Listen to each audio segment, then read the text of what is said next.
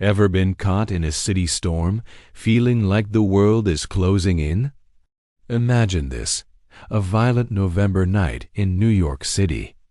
Rain is flooding the streets, traffic is at a standstill, and sirens are wailing in the distance. Two young women, Lila and Maya, are sprinting through the downpour, their clothes soaked and sheer panic in their eyes. They keep stealing terrified glances over their shoulders. Across the street, a mysterious man in a hoodie is following them. His pace is slow, deliberate, chilling. Lila whispers, "Don't look back. Just move." They finally reach a residential building and frantically slam the buzzer. The street is eerily empty, the rain hitting the pavement like bullets. "Please, someone answer," Maya pleads, her body shaking. The man in the hoodie stops under a broken streetlight, watching them, a silent predator in the storm. Inside, Daniel, a tired professional just off a late Zoom call, hears the loud, insistent buzzing. "Who's that at midnight?" he mutters to himself. He walks to the intercom and freezes. On the screen, he sees two drenched, terrified young women.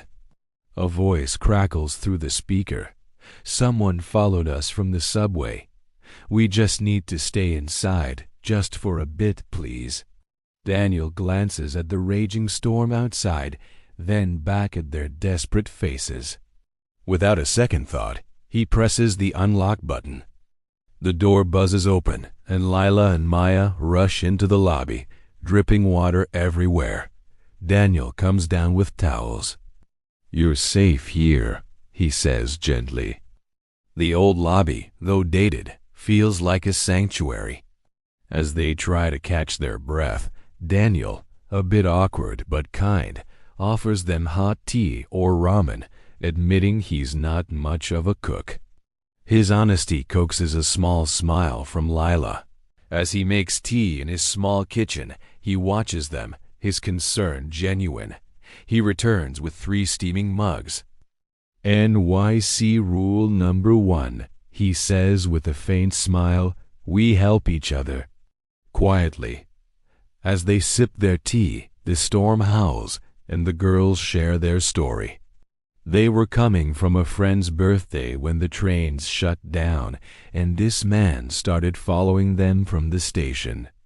"He didn't say anything," Lila explains, "but he followed every single turn we made." Daniel nods, understanding the unspoken threat all too well. "You did the right thing running," he assures them. Suddenly, with a loud boom, the power cuts out, plunging the lobby into complete darkness. Maya gasps in fear. Daniel quickly turns on his phone's flashlight. "It's okay," he says calmly. "Happens all the time in this storm."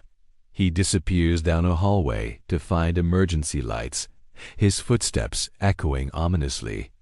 The girls are left alone, their anxiety spiking in the dark. Moments later, he returns with a small lamp, casting a soft, warm glow.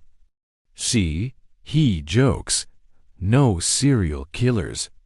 Just a bad Con Edison grid." Lila lets out a breath she didn't realize she was holding, a mix of relief and embarrassment. In the soft light, the conversation deepens. Maya quietly confesses her mom texts her every night, waiting for the home-safe message she couldn't send. "Text her now," Daniel urges gently.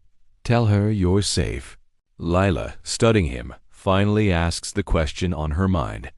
"Why'd you let us in?" Most people would have just ignored the buzzer. Daniel looks at her, his expression serious but kind. "Because fear looks the same in every language," he replies. "And you two looked terrified." As the hours pass, the storm subsides. A peaceful quiet settles in the lobby. Maya looks at their rescuer with a soft smile. "Tonight, you felt like the safest person in the city." Daniel, humbled, just shakes his head. "Hey, I'm just a guy who makes terrible ramen. They all share a laugh, the tension of the night finally broken. Soon, Daniel checks the window. Storm alerts lifted. Let me call you a lift. He waits with them until the car arrives, even handing them an extra umbrella. As they get in, Maya says, "You probably saved us tonight." Daniel smiles. "Nah, you two saved yourselves by running." Lila, now calm and composed, looks at him one last time. "If everyone in the city was like you, it wouldn't be so scary." Daniel watches the car's taillights fade into the wet, glistening streets. He turns back to his quiet lobby, and for the first time in a long time, he doesn't feel so alone. He feels connected.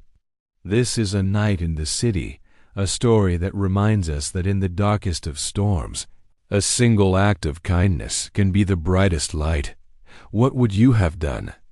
Let me know in the comments. Thanks for watching, and don't forget to subscribe for more films that make you think and feel.